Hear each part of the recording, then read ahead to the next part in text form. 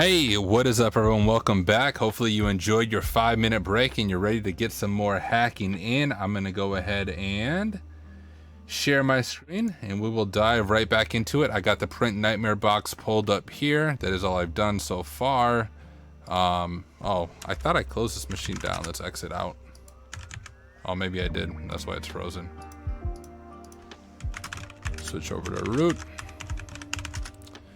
And let's cd to TryHackMe, and let's make a directory for Printnightmare. Okay, here we are. Grab a drink of water. And let me go ahead and get my 25-minute timer started as well. Get Twitch pulled up. Start our timer. And we are ready to go.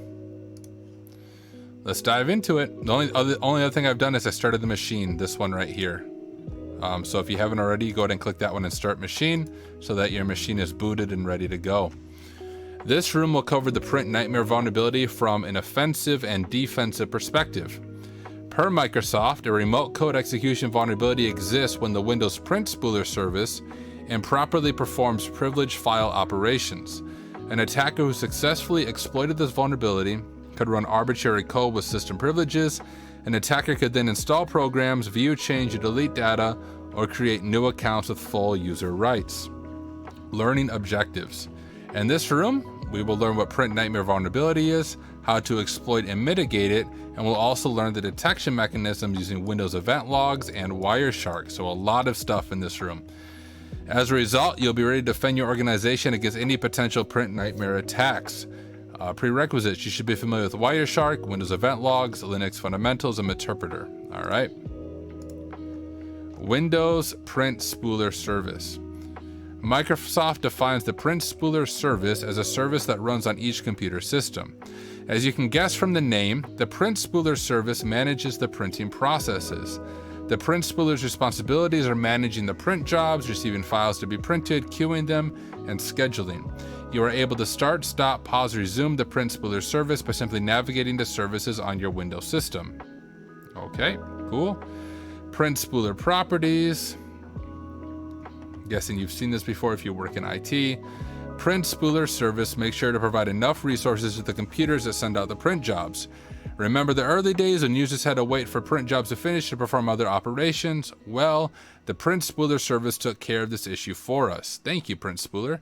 The Print Spooler service allows the systems to act as print clients, administrative clients, or print servers. It is also important to note that the Print Spooler service is enabled by default in all Windows clients and servers. It's necessary to have a Print Spooler service on the computer to connect to a printer. There are third-party software and drivers provided by the printer manufacturers that would not require you to have the Print Spooler service enabled. Still, most companies prefer to utilize Print Spooler services. Domain controllers mainly use Print Spooler services for printer pruning. The process of removing the printers are not in use anymore on the network and have been added as objects to Active Directory. Print pruning eliminates the issue for the users reaching out to a non-existent printer. You will know soon why we mentioned domain controllers. So where would you enable or disable Print Spooler services? Services, right? Or domain controller? I think it's just services.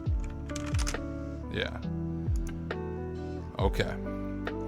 To better understand the Printnightmare vulnerability, or any vulnerability, you should get into the habit of researching the vulnerabilities by reading Microsoft articles on any Windows-specific CVE, or browsing through the internet for community and vendor blog posts. In other words, Google is your friend.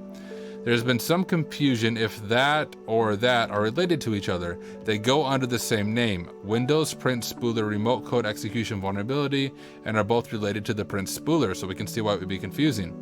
As Microsoft states in their FAQ, the Printnightmare vulnerability is similar but distinct from the vulnerability that is assigned that CVE.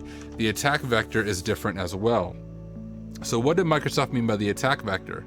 To answer this question, let's look into the differences between the two vulnerabilities and append the timeline of events. Per Microsoft's definition, the Printnightmare vulnerability is a remote code execution vulnerability exists when the Windows Print Spooler service improperly performs privileged file operations. An attacker who successfully exploited this vulnerability could run arbitrary code with system privileges, that's like root on Linux, but on Windows. An attacker could then install programs, view, change, or delete data, or create new accounts with full user rights. Running arbitrary code involves executing any commands of the attacker's choice and preference on a victim's machine.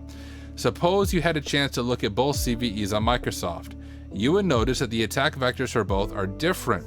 To exploit the CVE vulnerability, the attacker would need to have direct or local access.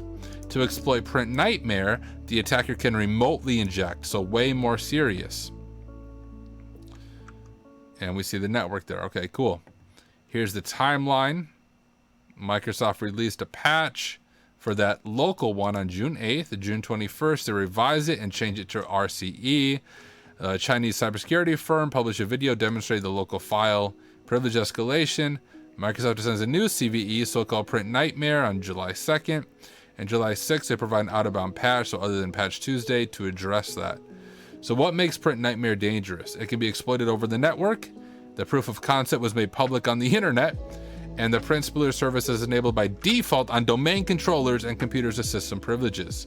So provide the CVE of the Windows Print Spooler remote code execution vulnerability that doesn't require access to a machine. That would be the Printnightmare one, which would be this one.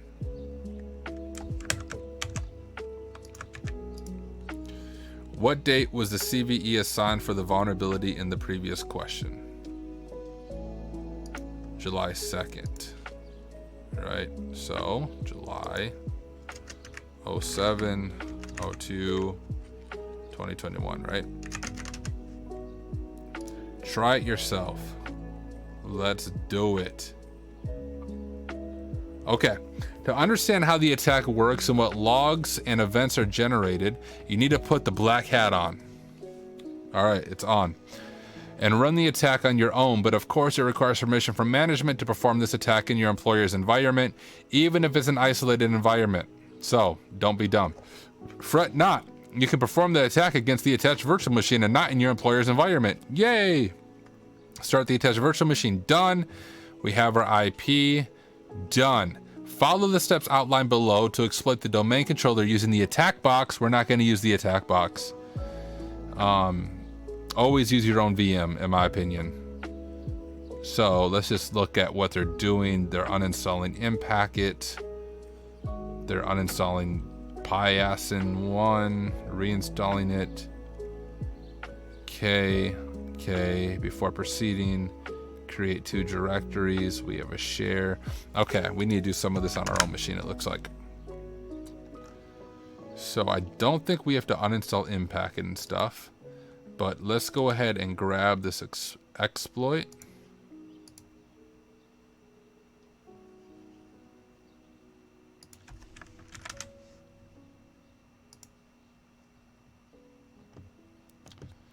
Here it is right there. We probably don't need all the other files. Let's just grab the Python script. Oh, cool, and it's Python 3, even better. And it wants us to create 2 folders, PN and share. I don't think we need the PN one, but we can make a share one. That's probably for SMB. And let's just use this root directory right here for the PN, which I think they mean, I don't know what they mean by PN, to be honest with you. So let's p-edit, and we'll just call it nightmare.py. Okay. I don't think we have to make it executable, but just in case we do. Okay. So we downloaded it. They cloned it there, download it. We already have Impacket. I wonder if we need a specific form of Impacket, but I mean, it's there. Rooted into Kali. Let's just try it with what's built into Kali, and if that doesn't work, we'll go back and reinstall it if we have to do that for some reason from this specific GitHub that they mentioned up there. Okay, if you see a similar message, we have Impacket. Note in the terminal outputs below, the victim is 200 and the attacker is 100. You need to replace it with yours, and with the victim, okay, you'll use MSF Venom. Okay, that's standard. So let's create our payload. Windows x64 interpreter reverse TCP L host is going to be the IP of our attack machine. So mine is 10.13.10.98. L port is going to be our port. We'll just do the standard 4444. -F is what you want to, like the file type of the exploit, and we're going to have it be a DLL file. -O for output, and it looks like we're calling it malicious.dll, and we just want to output it right here. So that should be sufficient. Let's see if it works.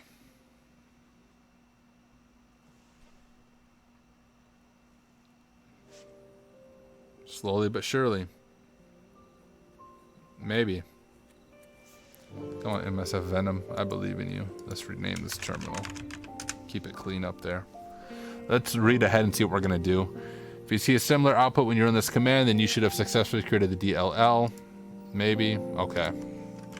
We created it. Perfect. Let's fire up Metasploit. Let's do it.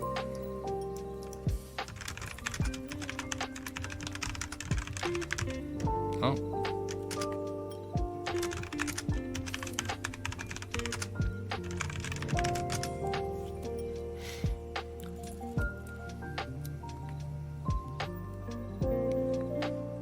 And we'll just call this tab Metasploit.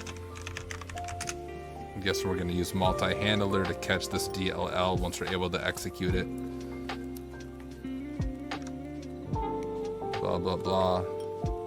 They're using MSF5. I don't know if we're running any issues because they're using the newest version of Metasploit, which is Metasploit 6.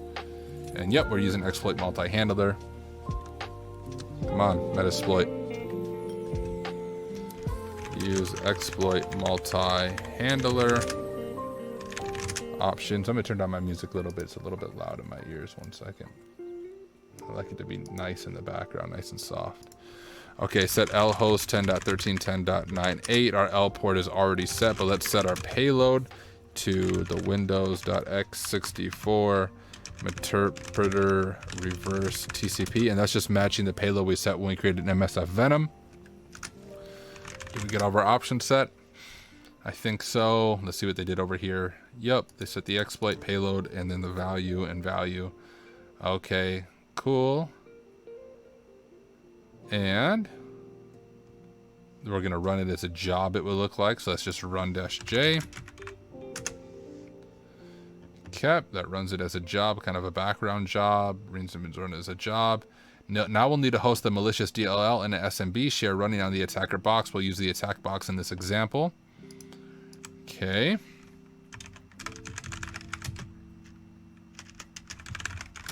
Okay, cool. We do have that. Perfect. So we're going to do SMB server.py, but we're probably going to move our malicious DLL into our share folder.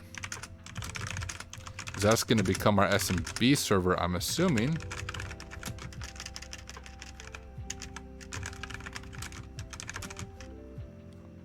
Do we need to go? If I go like this, share. Oh, I see. So we have to do home, Kali, TryHackMe, Printnightmare, share, and SMB2 support. See if that works.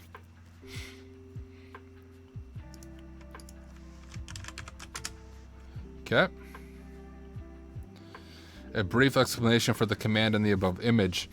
This is the name of SMB share for the exploit execution, right? And we put our malicious.dll in our share folder. This is the local folder that will store the malicious DLL. Yep. Before we blindly just execute and exploit the target, let's first examine the target fits the criteria to exploit it. Okay, let's do it. I think we also need to update our SMB config file, possibly. SMB dump.py, and we're gonna do. I don't remember if I put the IP in my Etsy host file. I don't think I did.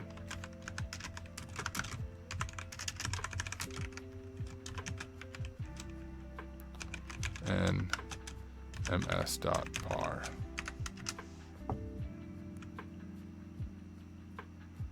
So, yes, it looks like it is exploitable. Looks good. It's finally time to run the exploit.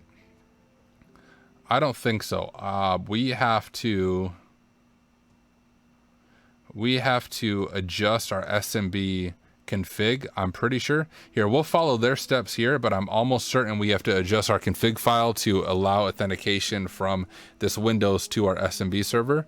But we'll try their steps first, and if it doesn't work, that's what we're gonna have to go back and try. So let's go ahead and rename this terminal now. And let's cd to TryHackMe, cd to Printnightmare. Here is our exploit right there. We called it nightmare.py. And they're showing us the syntax here. I'm just gonna copy the syntax, and I wanna look at how, okay, that's cool.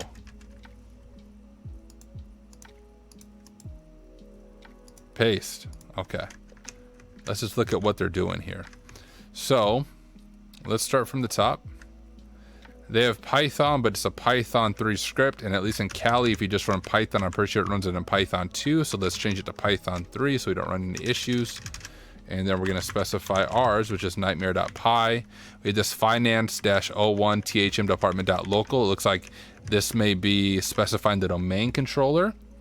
And then it looks like we have some creds here. S Johnston is a username. mineheartbeauty76 must be the password. And there's the IP address of what we're attacking, and that matches our room. And then we want to connect back to our SMB share that we are hosting, so we're gonna have to change that. Whoops, thought I turned numlock on. We're gonna have to change that to our attacker. Oh, what is happening now? We're gonna start that part over. So it's gonna be //10.13.10.98/share, because that's where we are hosting it, and malicious.dll is the name of our file. That all looks correct to me. Do I have my slashes right? I think so. Oh, then it explains it. So we're instructing Python, the name of the domain controller, creds, all stuff I explained. Okay.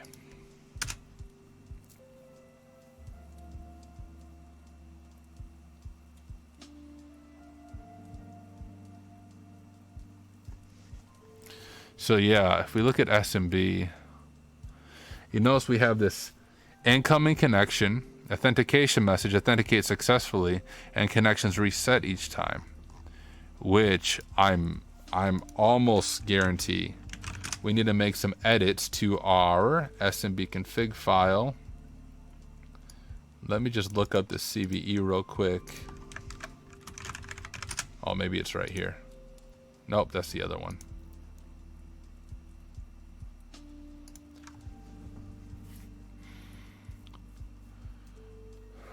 Patch update, installation.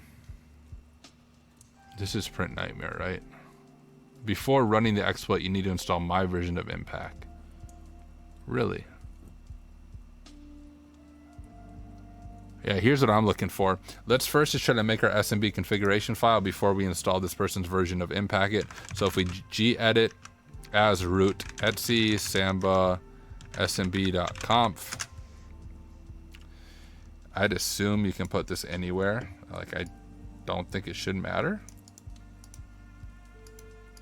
If I just go like this, we'll just tab it out just so it won't. Okay, whatever. And oh, maybe it's because I didn't like this. Let's just do this so it matches, or else it's gonna drive me crazy. I think we can do that. I don't think it matters where you put the other one. Like, we'll just pick a random spot, like right here.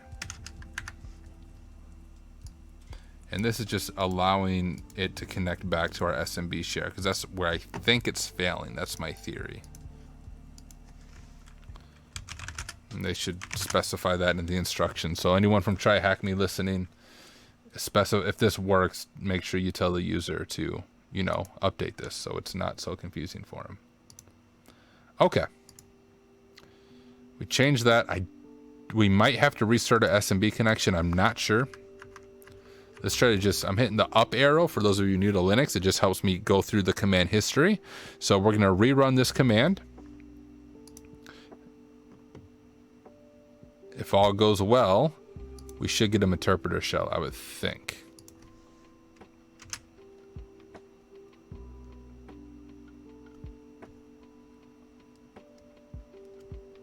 Shoot.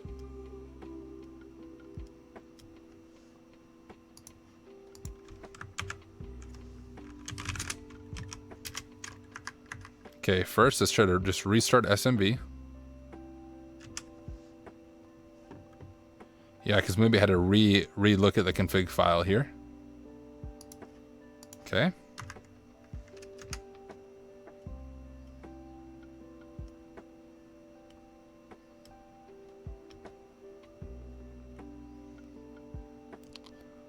Okay, maybe we do need the dude's version of Impacket. Let's try to get his version of Impacket. pip3 uninstall Impacket.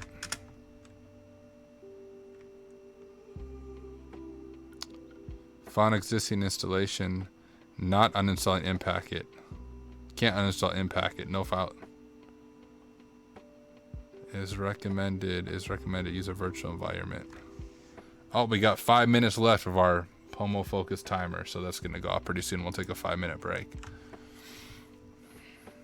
Okay, can I just, let's just try this, y'all.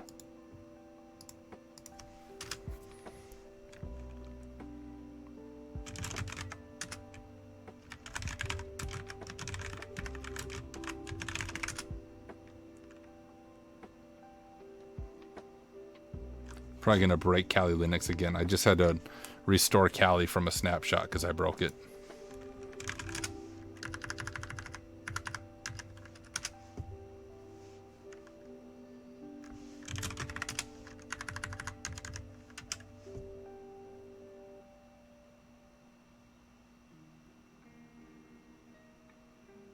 Frick. What are we doing wrong? Something isn't working.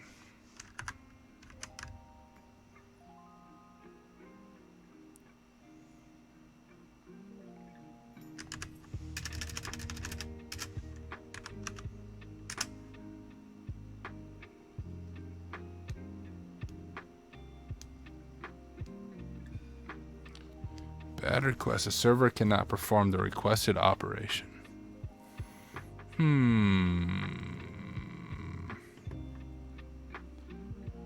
Let's read through these instructions real quick.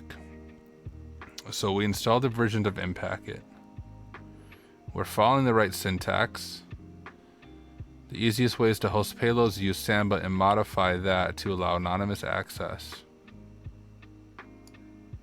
Do I need to include that global thing?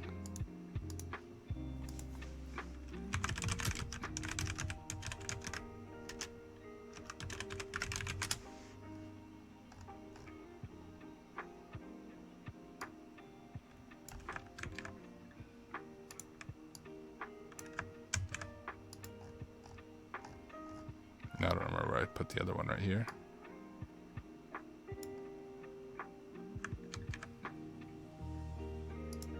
What if I go like that?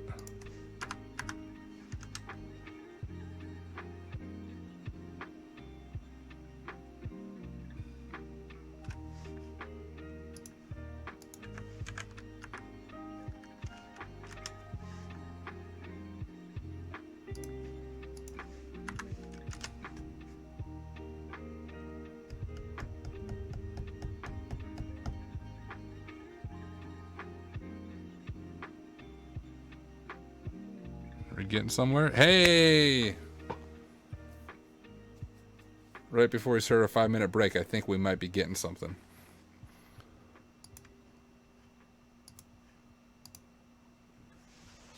And I think it's okay if it errors out after a few tries. I think, if I remember right, when I first went through this, yeah.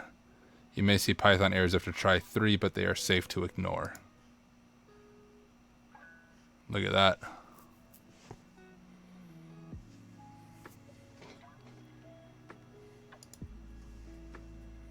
We got it.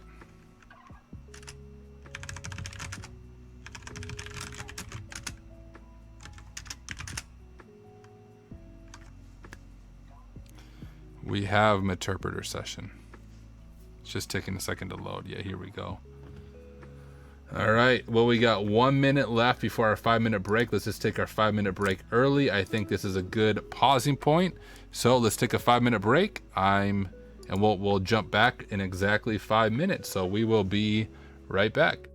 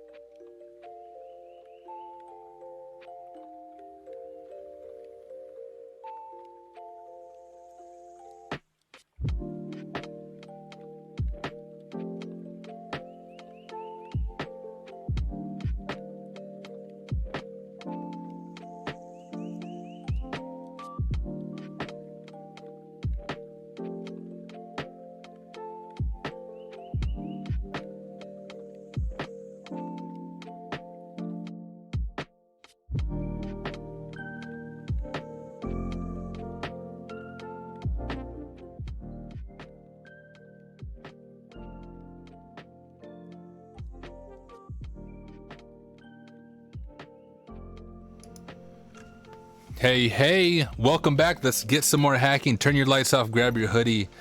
I forgot to say it at the beginning.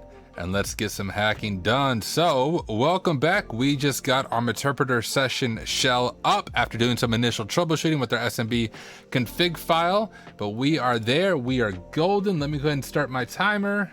Let me share my screen actually. And then let me start my timer. Let's see if I can find the right tab. Here we go. We are going to do 25 minutes and let's work.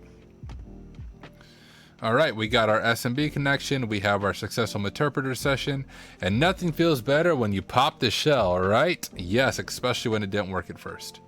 What is the flag residing on the administrator's desktop? So let's drop down into a shell and cd users administrator desktop. Yeah. Type flag.txt. Type is kind of like cat in Linux. Type is kind of how you do it in Windows. Indicators of compromise. Okay, are we still? So now I think we might be going over to blue team.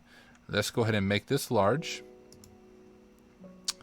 All right, let's imagine the worst case scenario. All right, that the THM department was compromised a couple of days ago after the POC for Printnightmare was released, and you are THM department's threat hunter. Your company suspects that an attacker used Printnightmare to access the domain controller, and your task is to find evidence or indicators of compromise.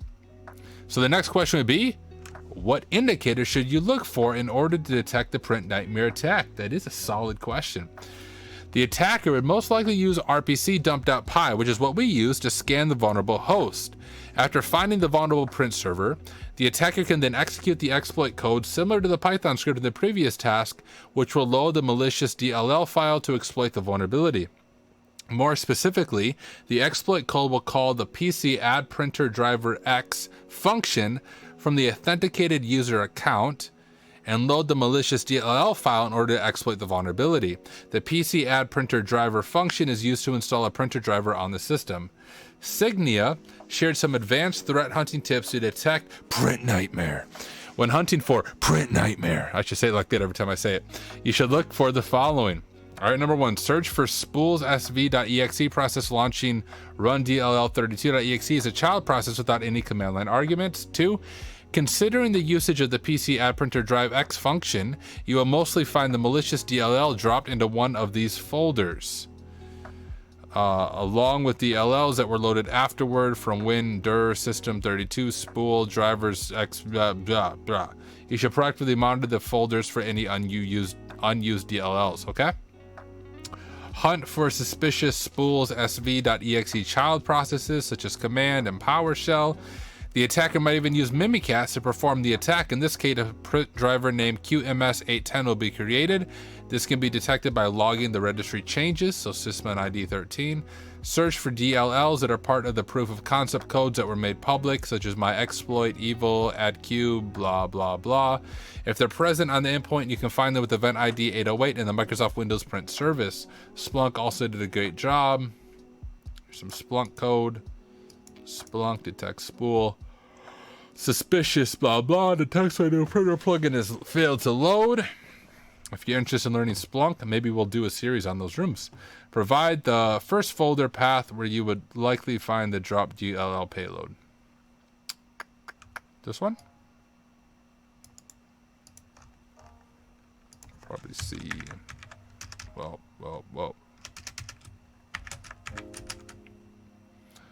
Okay.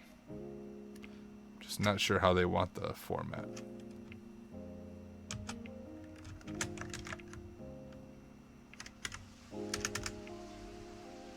I don't know how they want this. That's the correct answer, right? Am I missing something?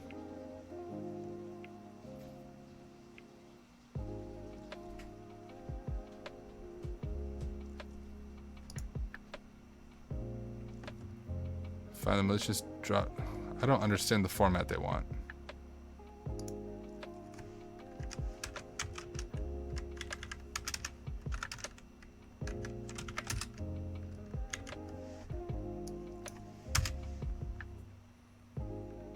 Isn't it the second one? Shoot, maybe.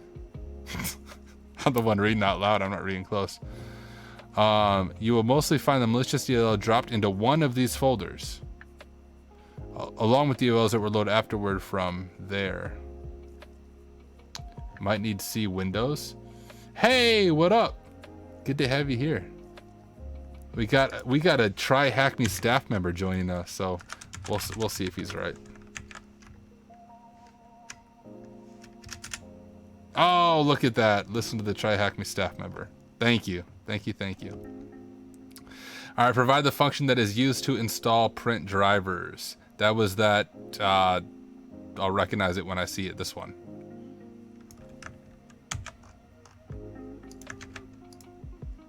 What tool can the attacker use to scan? That was rpc dump.py, if I remember right. Perfect. Windows event logs. Start machine. You already have a machine. Oh, okay. Let's terminate this one and let's start this one. All right.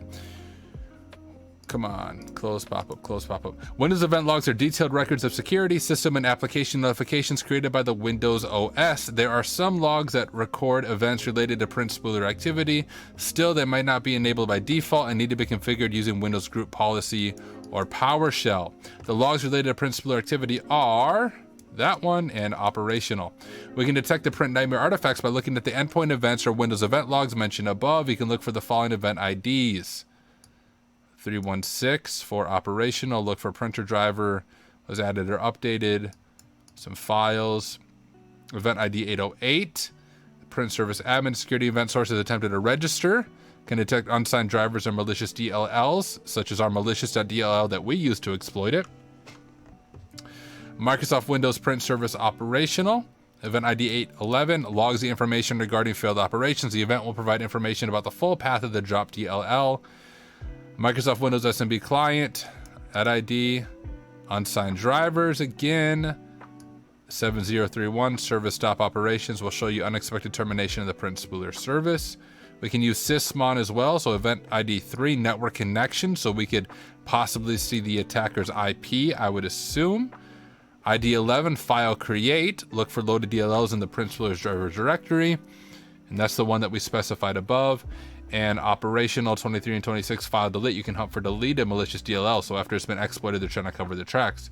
If you're still in the middle of hunting for a THM department, or no, you are still in the middle of hunting for a THM department to determine if the Printnightmare attack actually took place. Armed with all the knowledge above, can we detect the Printnightmare artifacts and the event logs? We'll give our best shot. So we have to do our show split view, and what we're actually going to do is trying to remember how to expand the split view. It looks like it's taking a little bit to load here. So we'll give it a second. In the meantime, let's just look at TryHackMe and see. I don't know how to say AM03 BAM for an ammo Bamin.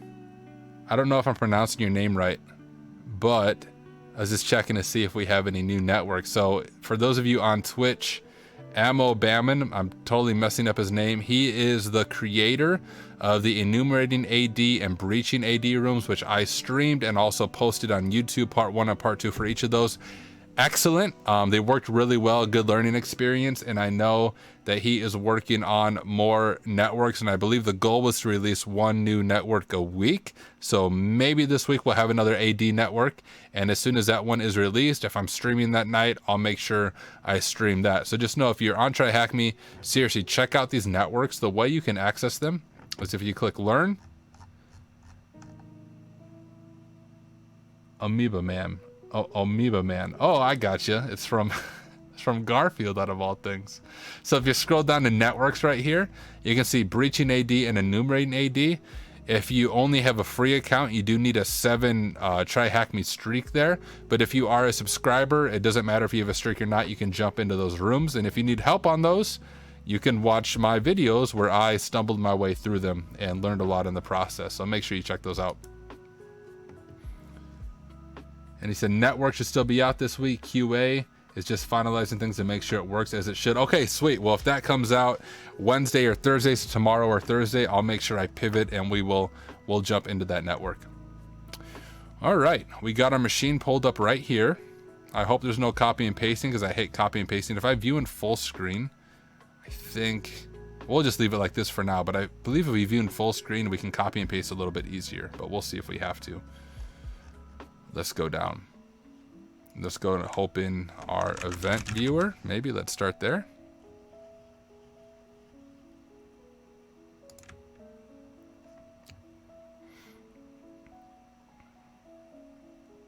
Maybe.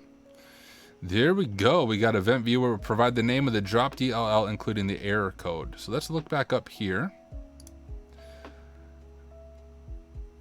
We have that. A security event source. If the register can detect unsigned drivers and malicious DLLs, maybe that might be what we're looking for. Let's go ahead and just navigate to that. I think.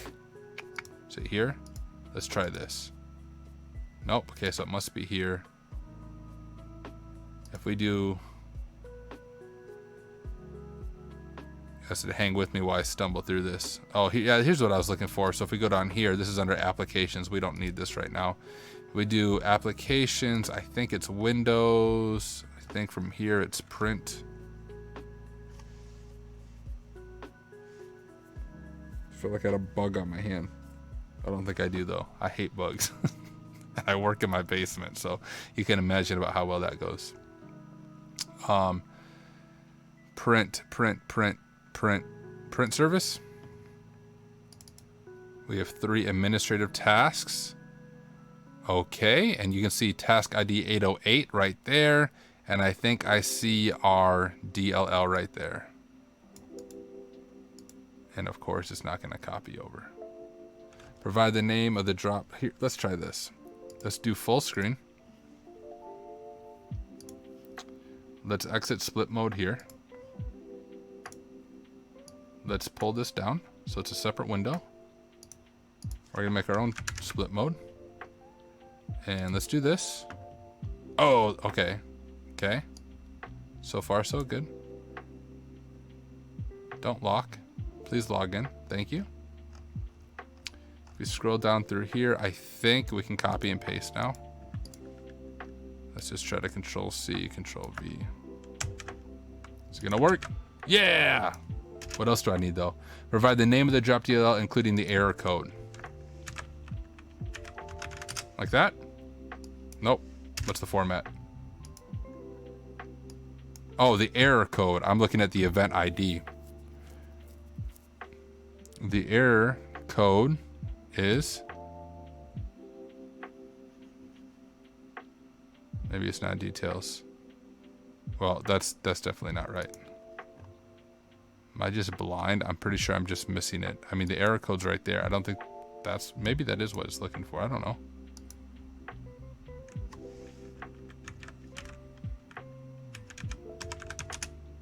Oh, it is. All right, sweet. Provide the event log name and the event ID that detected the drop DLL. The event log name and the event ID. Okay, well that's right here. The event log name must be this, and the event ID, which would be 808, right?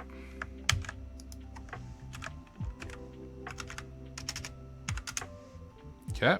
Find the source name and the event ID when the print spooler service stopped unexpectedly, and how many times is this event logged? Find the source name and the event ID when the print spooler stopped unexpectedly, and how many times is this logged? Okay, well, I don't see it. These are the only 3 events we have in this admin area. There is nothing in operational, so we might have to look at sysmon. I don't think it'd be SMB. Windows service stop. This will show you unexpected termination of print spooler service. Could be that. What are these ones? Okay, so maybe it is this one. Maybe we want to look for event ID 7031. It's none of these, right? No. So if we go to operations, there's nothing there.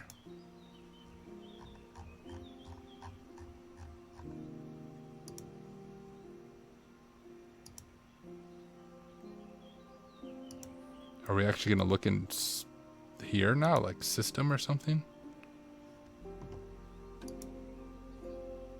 I don't think this will do it.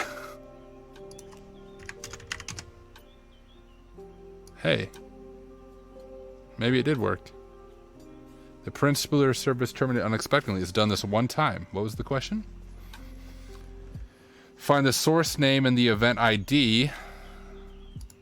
Okay. The source name is Service Control Manager and event ID is 7031. And how many times did it do it? Okay, 7031, and it did it one time.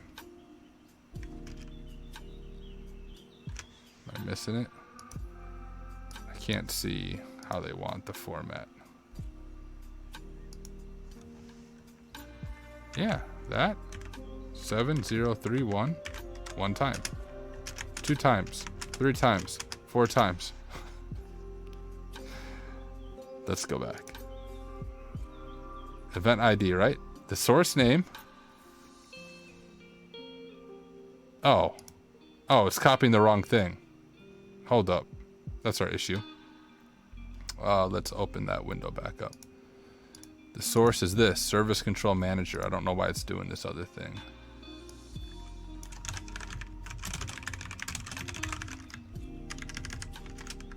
Yeah, it must not have been copying, right? Okay. After some threat hunting steps, you are more confident now that it's a Printnightmare attack. Hunt for the attacker's shell connection. Provide the log name, event ID, and destination port. I think that's going to be the sysmon stuff, right? Remember that event ID 3, I think. Create a custom view by source.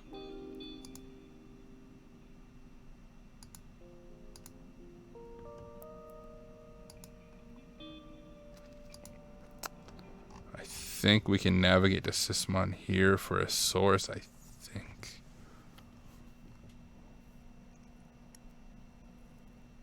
Hey.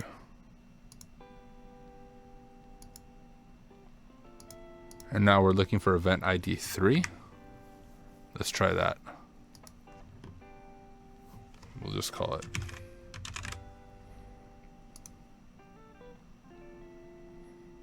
Okay.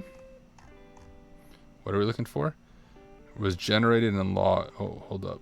Blah, blah, blah. Provide the log name, event ID, and destination port.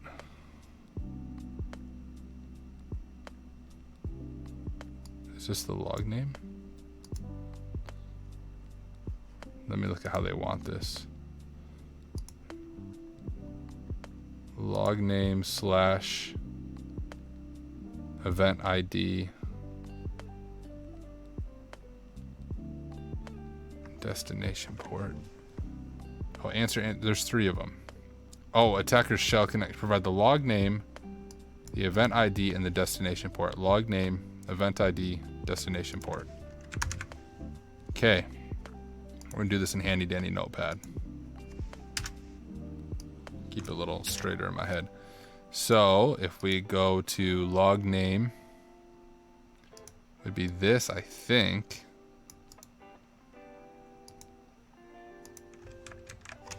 Log name, event ID would be 3, and destination port. This is 3389. I don't think this is the right. Might have to go back some.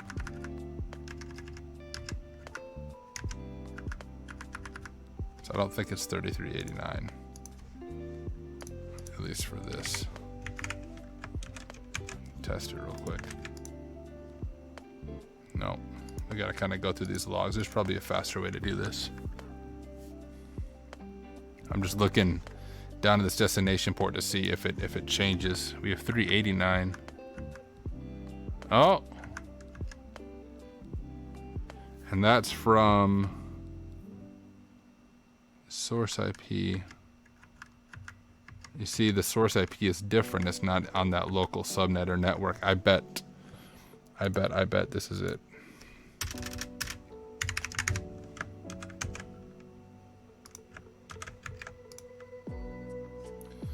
Oh no! You think you found the attacker's connection. You need to know the attacker's IP address and the destination hostname in order to terminate the connection. Provide the attacker's IP address and hostname. Well, I think the IP address would be the source IP, right? We got 5 minutes left before our next 5-minute break, y'all. Let's look at the format again that it wants. So that and the host name. Okay.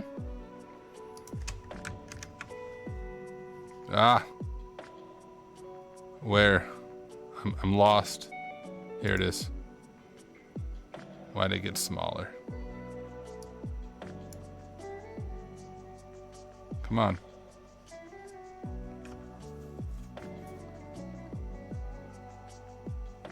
Oh, sorry, Ammo Bamin. Amiibo Man. I think that's what it is. Amiibo Man. I just saw that. We found the attacker's connection. So the attacker's IP address and host name. Is it just as fine? Gosh, I don't think that's right. We for sure found the right connection here though, because obviously it's port 4747. Gosh, honestly, if I could just get their format down. How about this one? That would be different though.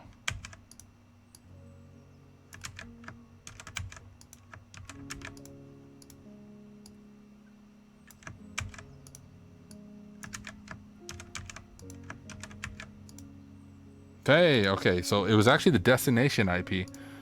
Provide, okay, that would make sense because it's an SMB connection, because that's reaching out to the destination IP. Okay, that confused me for a second. I was looking at source IP, but now that I think of it, it would make sense to be destination IP because of how the SMB connection works. Yeah, good job. Amoeba Man, you saw it before I did. Thank you. You are correct. A sysmin file create event was generated and logged. Provide the full path to the drop DLL and the earliest creation time in UTC. Okay, so let's just keep this in mind. This time right here. I'm just going to jot it down in Notepad just because that will help us go through the other logs. We know kind of this time, 10:33:39 a.m. Let's just keep that in mind. Might save us some time. And we're looking for, I don't remember now. File created event.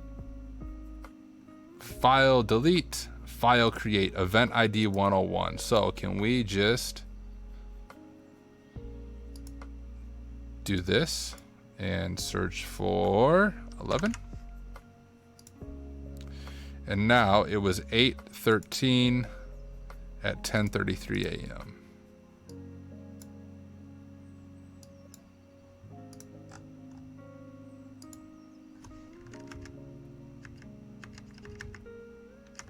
What was it? 8:33. Oh, I think that's our DLL right there. Provide the full path to the drop DLL and the earliest creation time.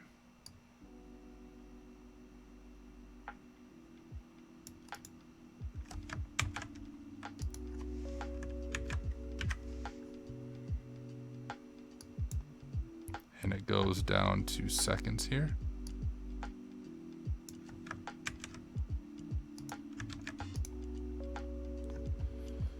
Hey, okay. We got 1 minute left before our 5-minute break, but I think this is a good breaking point before we do packet analysis.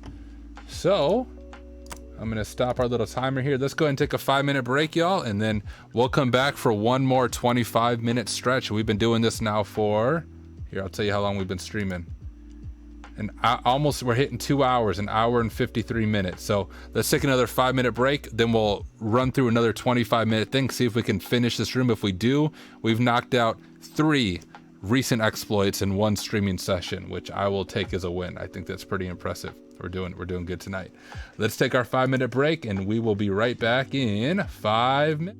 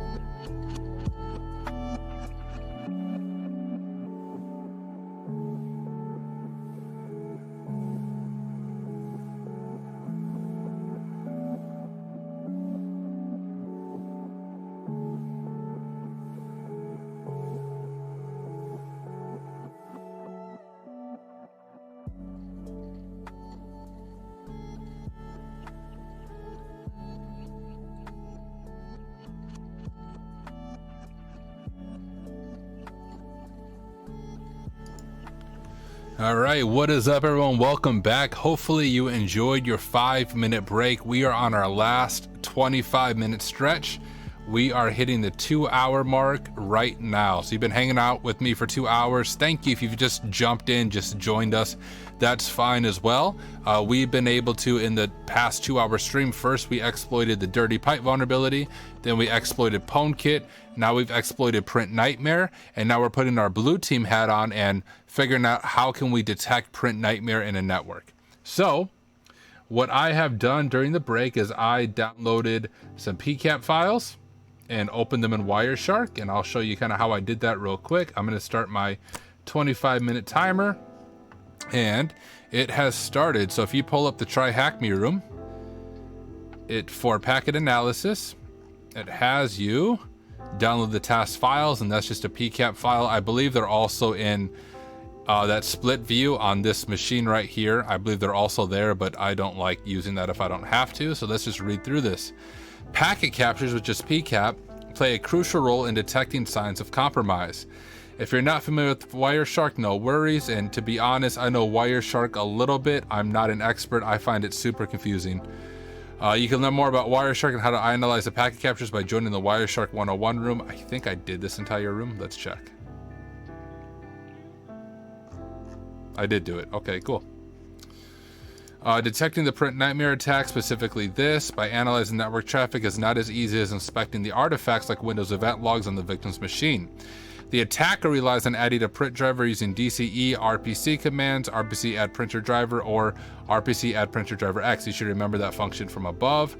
This stands for Distributed Computing Environment Remote Procedure Calls, duh, and is the remote procedure call that establishes APIs and an over-the-network protocol. But what makes the detection of the attack harder is that there are legitimate uses for RPC add printer driver or RPC add printer driver X commands, so you cannot always rely only on the network traffic analysis to be confident that the Printnightmare attack occurred in your environment.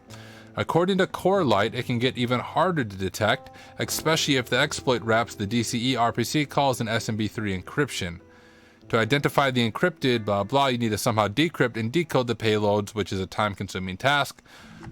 Corelight also released a Zeek package that detects the print driver additions over that commands that are not encrypted. Attached to this task is a PCAP from Printnightmare. Pulled it up on my local machine. You can go, if you don't have Wireshark downloaded, go download it. If you're watching this on YouTube, just pause the video, go download Wireshark, and then you can follow along. Inspect the PCAP and answer the questions below. All right. What is the host name of the domain controller?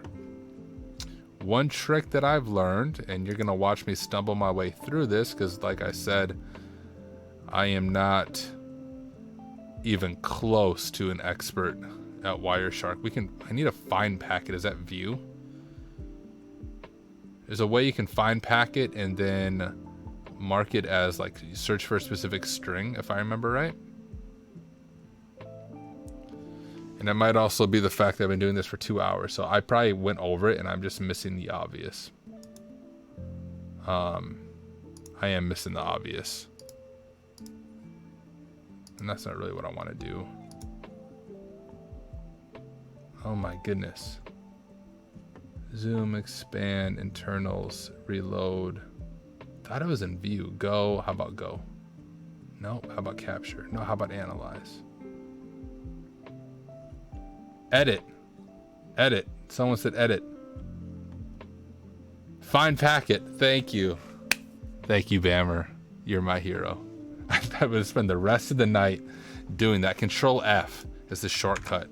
Yeah, that's what I want to do. So one way to find a domain controller, I'd assume it's .local. You could also search .com or whatever. So let's just try first .local and go like that. Now this is going to pull up all the packets that have that in there. And if we look at this SMB2, maybe a setup request or a response, I don't know. I see something right here. Printnightmare.local. I bet that's the answer.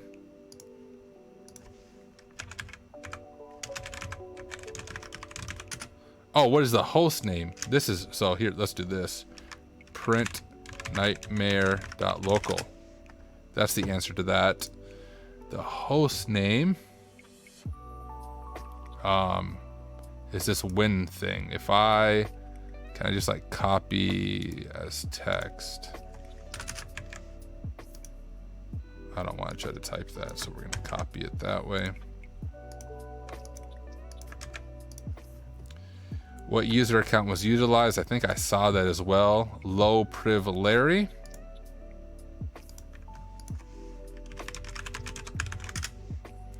What was the malicious DLL used in the exploit?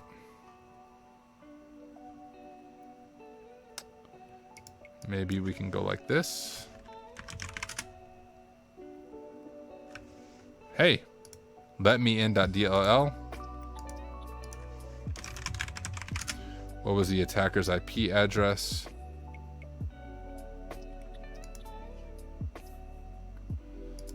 Okay. So we have this let me in.dll. Find request file. Oh, look at that. Shares. I bet that's the IP, don't you think?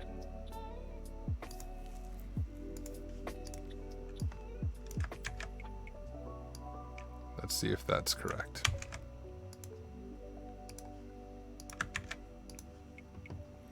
What was the path where the malicious DLL was hosted? That was that shares thing, right? Where the malicious DLL was hosted. I assume that's what they're looking for. Is this what they're looking for?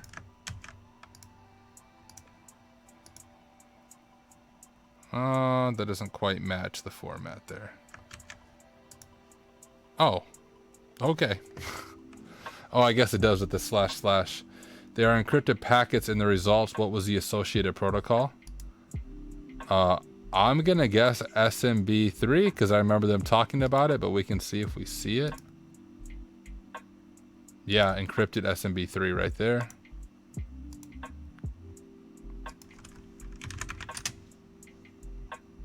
Look at that. Mitigation. It was not just a nightmare. And now you're 100% confident that it was a Printnightmare attack on THM department. You check the other domain controllers on your network, but it appears they are clean. It is not the end of the world. Yet. You can still mitigate or defend against the attack by disabling the print spooler on all domain controllers and modify the registry settings if applicable. How can you do it? Microsoft provided the steps to detect if print spooler service is enabled and how to disable them. First, you need to determine if print spooler service is running. Do we still have, did I close our machine? Yeah, I did. Let's open our machine back up and see if we can run some of these commands here. So we're going to open up PowerShell. We're going to open up PowerShell. There you go.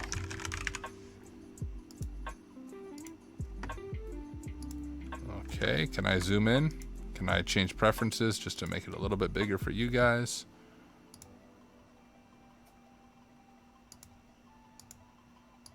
Okay, hopefully you guys can see that a little better.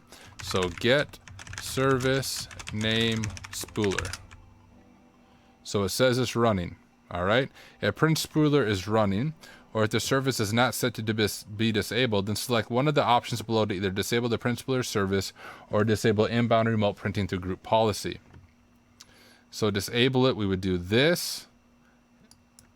Set service startup type disabled. By disabling it, you remove the ability to print locally. Disabled inbound remote printing through group policy, so we could do group policy as well. We'll just do this one real quick. So if we do stop service name spooler.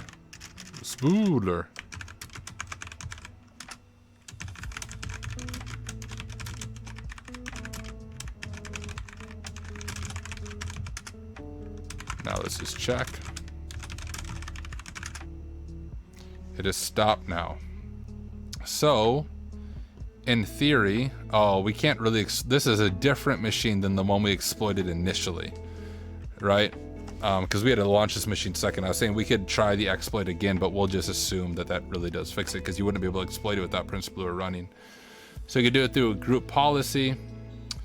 Disable that. The policy will block the remote attack. Do we have access to a group policy editor on here?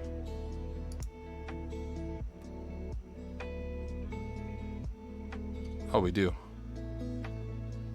I think group policy management should give us access. So it's computer configuration.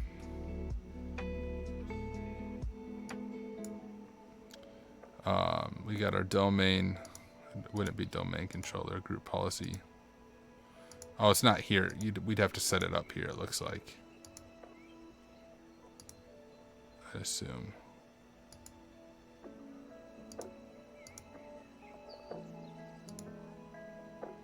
Yeah, whatever.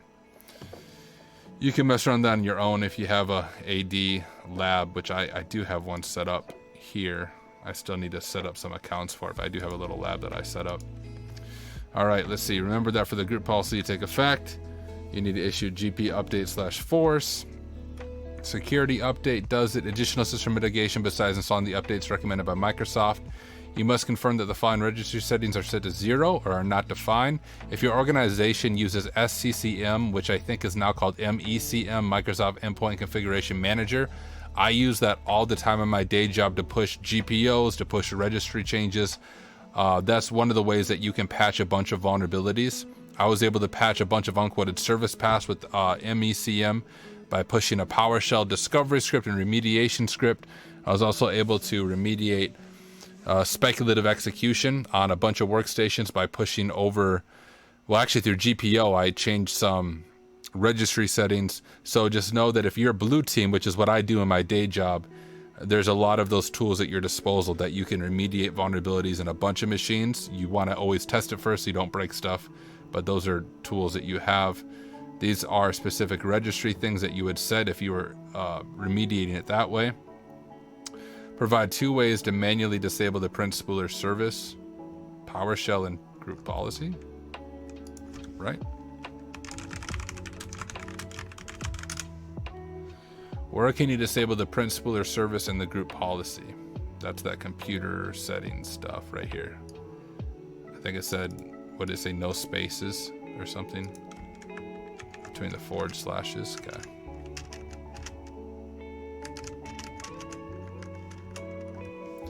Provide the command in PowerShell to detect a Print Spooler service is enabled and running. That's the get service name spooler.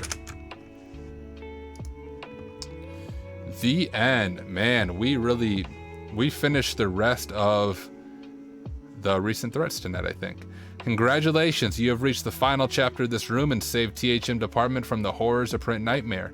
We really hope you enjoyed it and learned some useful defense techniques in order to prevent and respond to the Printnightmare attack in a timely manner. Here are some additional resources. Complete.